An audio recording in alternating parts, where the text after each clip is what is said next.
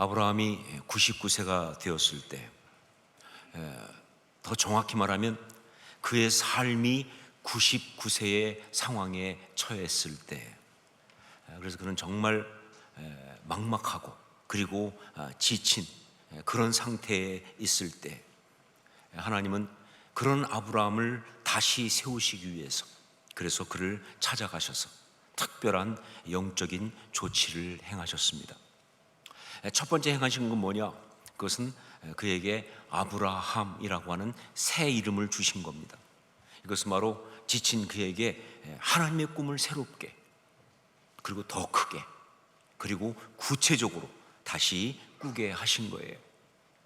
현실의 이 문제, 지금 자기의 발목을 잡고 있는 이 상황에 매여 있기 때문에 거기에서 오히려 눈을 돌려서 그를 부르신 하나님의 그 언약 가운데 담긴 그 가슴 벅찬 꿈을 바라보라고 하시면서 그를 일으켜 세우신 거예요. 자, 그리고 두 번째 또 하나의 특별한 조치를 행하셨는데, 그것이 바로 할례를 받으라라고 명령하신 겁니다. 할례를 받으라라고 명령을 하신 거예요. 우리 10절 말씀을 함께 읽도록 하겠습니다. 10절입니다. 너희 중 남자는 다 할례를 받으라. 이것이 나와 너희 후손 사이에 지킬 내 언약이니라. 자, 하나님은 왜 여기서 아브라함에게 할례를 받으라고 하셨는가?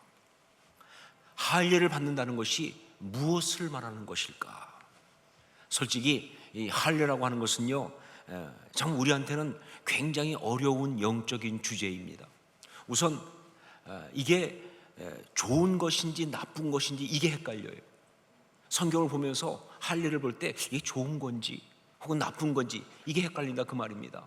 분명 영적으로 굉장히 중요한 어떤 그런 것임은 확실한데, 그런데 또 신약에 가서 보면, 특히 사도행전과 바울 서신을 보면요, 할례는요 복음의 본질을 가로막는 아주 골치 아픈 장애물이었다. 자, 그러다 보니까 분명 나쁜 건 아니에요. 하지만 그렇다고 무조건 추구해야 될 그런 영적인 것은 아닌, 아주 헷갈리는 그것이 바로 할례라고 하는 것이죠. 그럼 왜 이렇게 됐을까요? 왜 할례가 이렇게 골치 아픈 것이 됐겠느냐? 그건 바로 이 처음 할례를 말씀하신, 바로 오늘 말씀의 이 하나님의 뜻을 제대로 알지 못하고 왜곡시켰기 때문에 그래서 벌어진 일이에요. 자, 그러면 오늘 말씀에 하나님이 아브라함에게 할례를 받으라고 명령하셨는데, 그러면 그 진짜 뜻, 그게 뭐냐?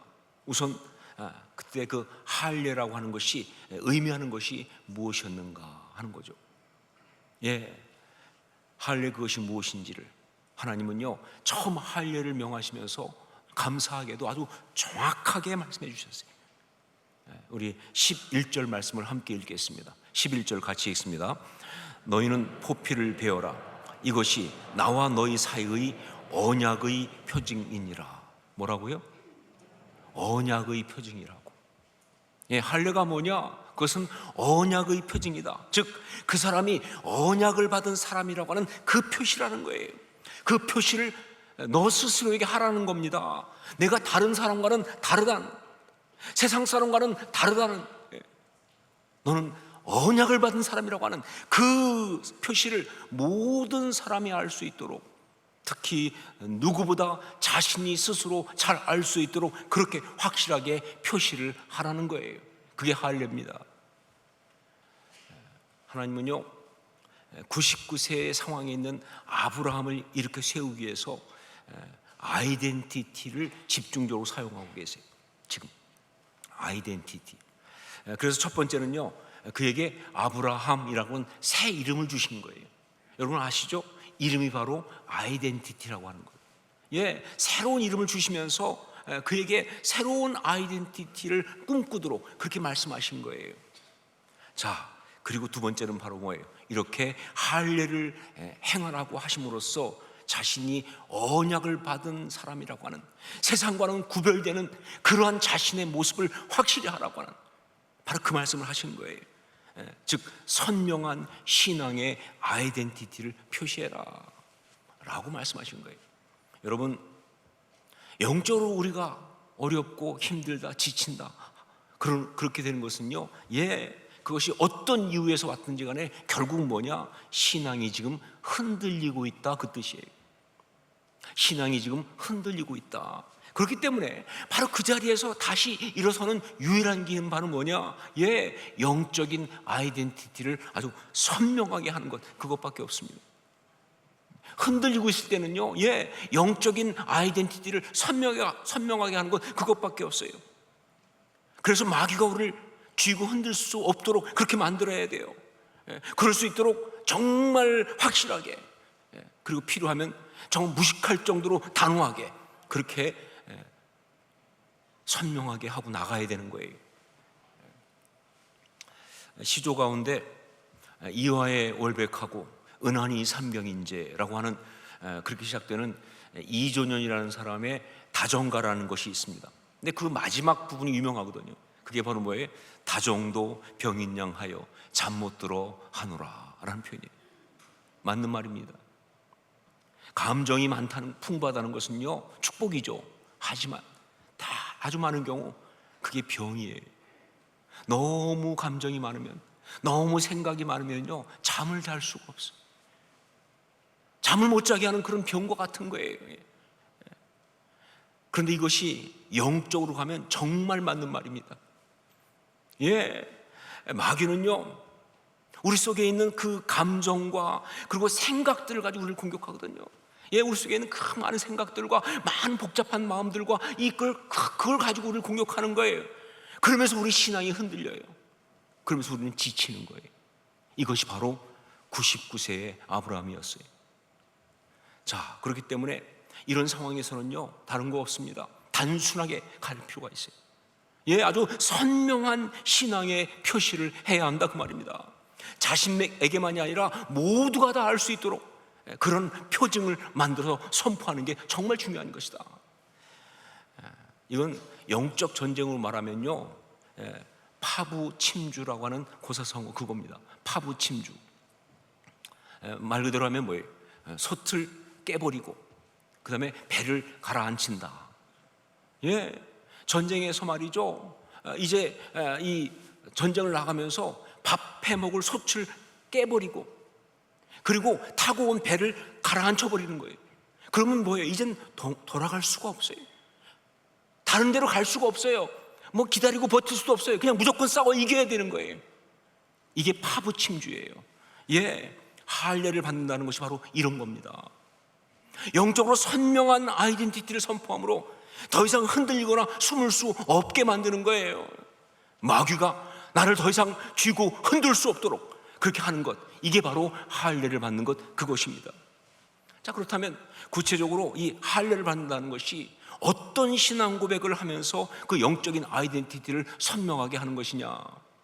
여러분, 할례에서 중요한 게 뭐냐? 실제로 몸의 일부를 베어내는 행위, 그거 아니고요, 그렇게 하면서 하는 신앙 고백이 중요한 것인데, 그 신앙 고백이 도대체 무엇이냐 하는 거죠. 첫 번째, 영적인 소속을 분명하게 고백하고 선포하는 것, 그것입니다. 영적인 소속을 분명하게 고백하고 선포하는 것. 우리 12절 말씀을 함께 읽겠습니다. 12절 같이 읽습니다. 너희의 대대로 모든 남자는 집에서 난 자나 또는 너희 자손이 아니라 이방 사람에게서 돈으로 산 자를 막론하고 난 지 8일 만에 할례를 받을 것이라. 놀랍게도 하나님은요, 아브라함 그 한 사람만이 아니라 그 집안에 속한 모든 사람이 다 할례를 받으라고 그랬어요. 심지어 뭐예요? 이방에서 돈 주고 산 노예들까지도 다 받으라는 거예요. 뿐만 아니라 난 지 8일 만에 할례를 행하라 라고 말했어요. 그리고 또 하나 뭐예요? 대대로 그렇게 하라고 이렇게 말씀하셨어요. 자, 이게 무슨 얘기입니까? 무엇을 말하고 있습니까? 그렇습니다. 영적인 소속을 말하는 것입니다. 영적인 소속. 그들이 하나님께 속한 백성이라는 것을 세상 앞에, 그리고 자기 자신에게 아주 선명하고 분명하게 그렇게 하라, 그런 이야기예요. 그 얘기를 하고 있는 거예요. 내가 하나님의 사람이라는 것을, 하나님 백성이라는 것을 아주 선명하고 분명하게 하라 하는 그런 이야기죠. ANC의 장로님의 간증을 들은 적이 있습니다. 이분은 그 변호사로서 이제 한국에 있는 그 은행과 기업들하고 많은 일을 하시는 분이에요.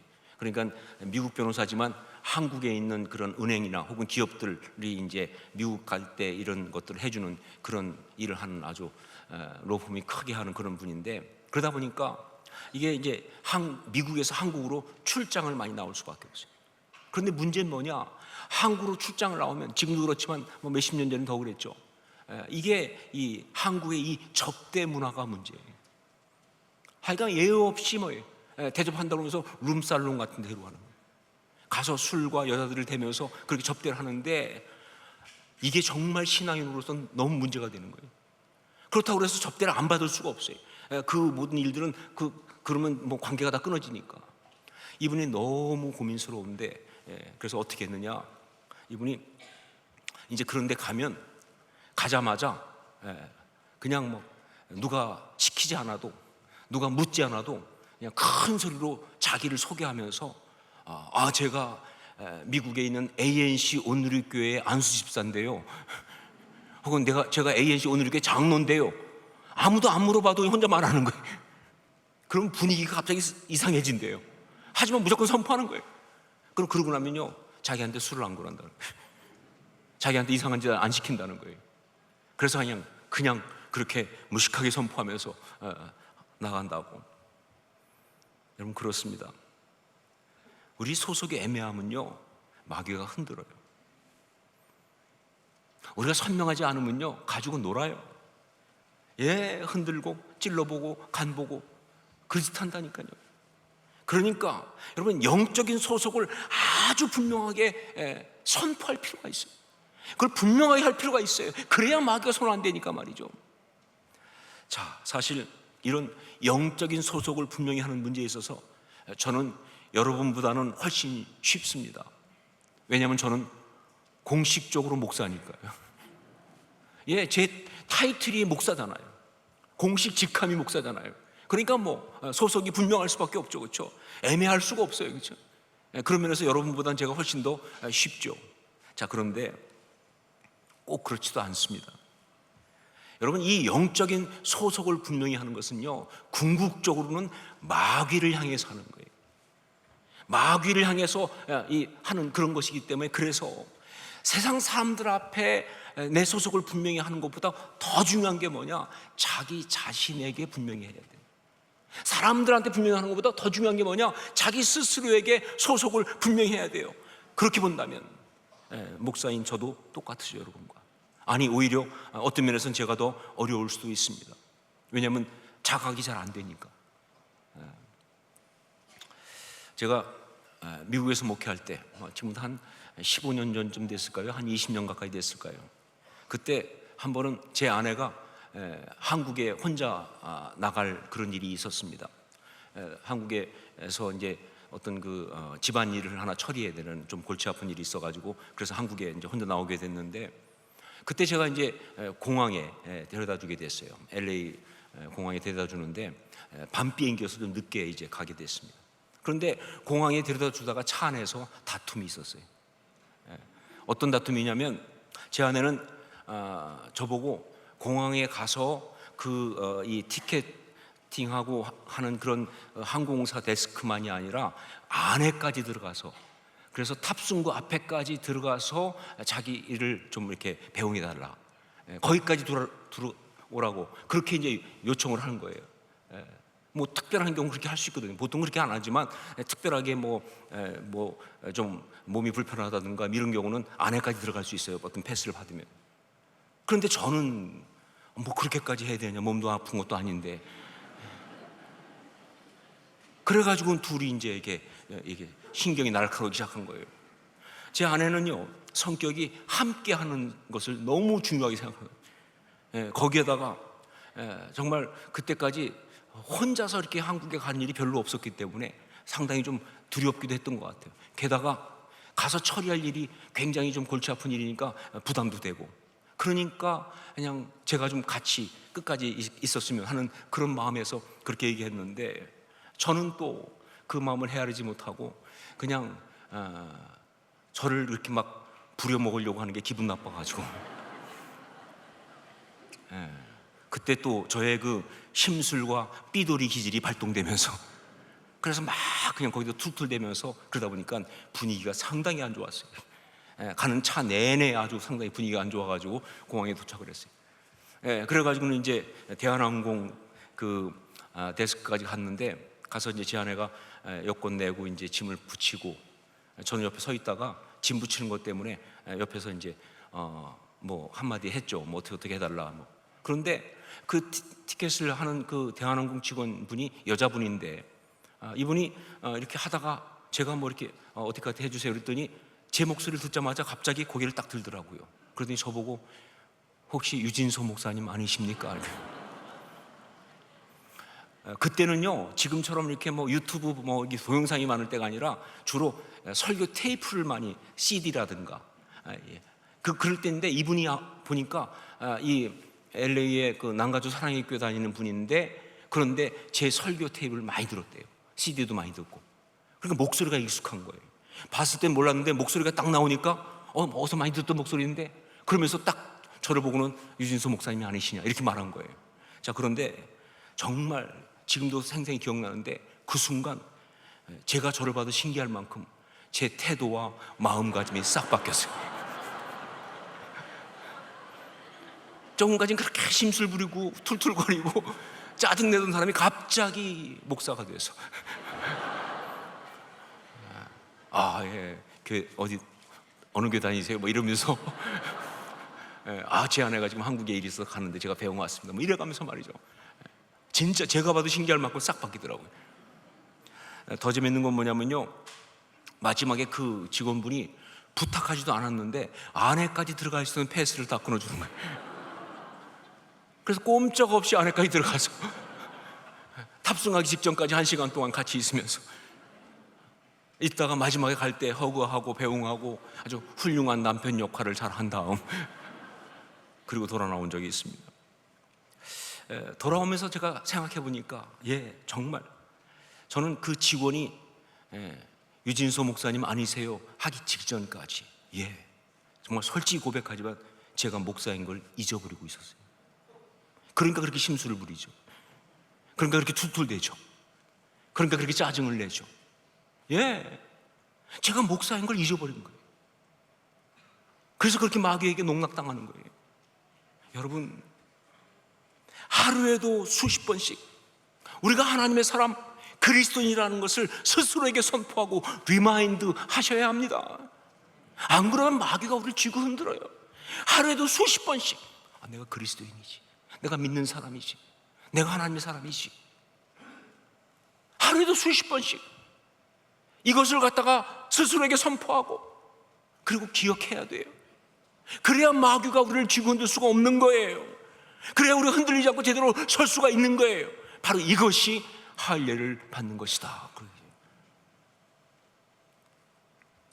두 번째, 하나님을 향한 신뢰를 고백하고 선포하는 것. 할례를 받는다는 것은 어떤 신앙 고백이냐? 하나님을 향한 신뢰를 고백하고 선포하는 것을 말합니다. 지금 아브라함의 99세 문제는요, 자녀가 없다는 거예요. 그러니까 인간적인 능력으로는 자녀를 얻지 못했고요, 그리고 나이가 이렇게 됐다는 얘기는 뭐냐? 더 이상 자녀를 얻을 수 있는 가능성도 너무 없다는, 바로 그런 상황이에요. 그래서 지치고, 그래서 이렇게 절망스러운 거예요. 그런데 하나님은 그런 그에게 뭐라고 말씀하셨느냐? 할례를 받으라 라고 말씀하신 거예요. 자, 여러분, 할례가 무엇입니까? 남자의 생식기의 포피를 베어내는 것, 그게 할례잖아요. 왜 하나님은 이 상황에서 그렇게 특이한 독특한 일을 하라고 명하셨을까요? 왜? 일부에서는 할례에 대해서 말하기를 위생적인 이유를 가지고 이야기합니다. 그러니까 이 생식기의 포피를 베는 일을 통해서 이스라엘 백성이 위생적이 되면서, 그러면서 생식을 더 잘할 수 있게 된 것, 그런 것이다 라고 그렇게 말을 해요. 뭐 실제로 그런 면이 있기도 합니다. 자, 그런데 하나님이 처음 말씀하실 때는 절대 그 이유 아니에요. 생식을 잘할 수 있도록 위생적인 이유로 그렇게 명하신 것이 절대로 아니에요. 오히려 그 반대죠. 예, 할례를 명하신 것은요, 예, 생식에 있어서 인간적인 수단과 방법을 완전히 포기한다고 하는, 그 고백하라는 거예요. 그 선언하라고 하는 거예요. 내 힘으로, 내 능력으로 자녀를 얻는 이 언약을 난 이룰 수 없습니다. 이루지 않겠습니다. 라고 그렇게 자기 포기 선언을 하라고 하는 거예요. 그게 포피를 베는 그 이야기죠. 그렇죠? 자, 그렇다고 한다면 이것은 자손의 그 언약이 실패했다는 것을 말하느냐? 아니죠. 아닙니다. 인간적인 방법을 포기한다고 했지만 그건 그 언약의 실패를 말하는 것이 아니라, 그 언약의 포기를 말하는 것이 아니라 오히려 그 반대입니다. 바로 그래서 이건 동시에 뭐냐? 자기의 어떤 방법, 자기의 수단에 대한 포기 선언이면서 동시에 이것은 하나님을 향한 절대적인 신뢰를 고백하고 선포하는 것, 그겁니다. 네, 이렇게 말하는 겁니다. 하나님께 맡겨드립니다. 무엇이든 하나님께서 해주실 줄을 믿습니다.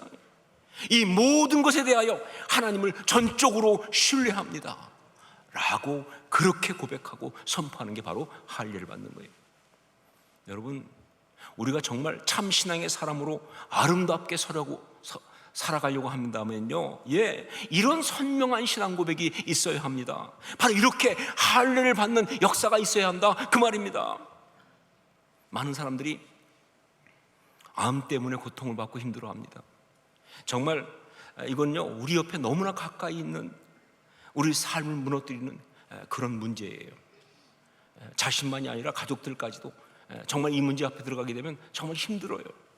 어느 순간 암이란 진단을 받게 되면요, 그때부터 정말 치열한 싸움을 해야 되고요, 그러면서 고통스러운 상황 속에 들어가지 않을 수가 없는 거예요.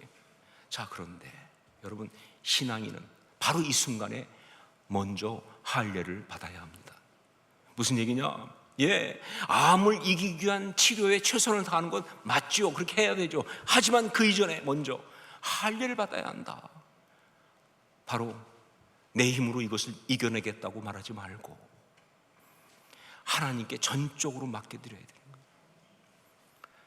하나님을 무한 신뢰해야 합니다. 정말 하나님이 고쳐주시든 아니든 모든 결과에 대해서 다 포함해서 그냥 하나님께 맡겨드려야 돼요. 바로 그런 할례를 받아야 합니다. 그래야 여러분, 마귀의 공격을 이길 수가 있어요. 그래야 그것을 이용해서 우리 삶을, 우리 마음을 그야말로 잘근잘근 씹어버리려고 하는 그 마귀의 악하고 그리고 잔인한 공격을 우리가 견뎌내고 이겨낼 수가 있는 거예요. 이게 꼭 필요하다. 자, 그런데 이런 할례를 받는 신앙 고백과 선포는요, 뭐 암이나 무슨 건강의 문제 거기만 해당하는 것이 아니라 사실은 삶의 모든 부분에 다 그대로 적용되는 겁니다. 특히 삶의 어떤 중요한 선택을 할 때, 여러분, 삶 가운데 어떤 중요한 선택을 할 때요, 그 선택이 중요할수록 그만큼 불안감이 커지는 거예요. 왜? 보장이 없으니까. 예, 뭐 직장을 선택한다든가, 배우자를 선택한다든가, 자녀의 배우자를 선택한다든가, 어떤 뭐 문제를 결정한다든가 할 때마다, 예, 정말 중요한 줄 아는데, 정말 최선을 다하는데, 하지만 뭐 보장은 없잖아요. 그래서 그렇게 불안하고 그렇게 힘든 거예요. 그런데 신앙인은 바로 그때마다 할례를 받아야 한다는 거죠. 무슨 얘기예요? 하나님께 맡겨야 되는 거예요. 물론 최선을 다하죠. 하지만 하나님께 무한 신뢰를 보내면서 맡겨드려요. 결과가 내가 생각하는 것, 내가 원하는 것이 아니라 할지라도 하나님께 맡겨드립니다. 하나님 뜻 가운데 올려드립니다. 하나님을 신뢰합니다.